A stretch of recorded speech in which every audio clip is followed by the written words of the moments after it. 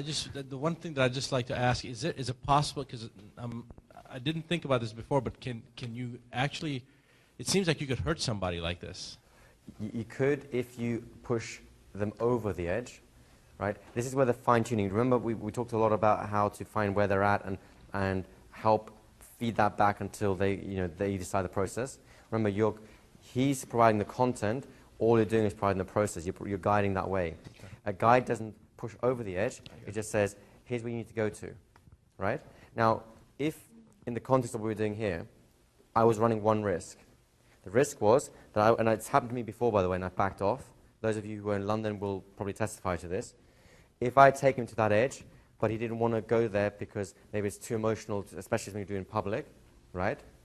Then I've got a reaction. I'll get a pushback that tells me, okay, I could push him, but this would be wrong of me to do. And those of you who are in London will probably testify. There was a person there with exactly that happened to. We took him right to the edge, but then he said, you know what, I want to stop, I don't want to go there.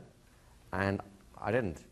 Now, for ego reasons, my ego said, I'm so close, I know I'm so close, I wanted to just give that extra little shove, but I'm not allowed to. Does that make sense? This is why we spend so much time initially getting you attuned to people rather than to a process. Because if you just use a process, it becomes slapdash and it could be dangerous. But if you do it with sensitivity, your intuition is what runs the whole thing.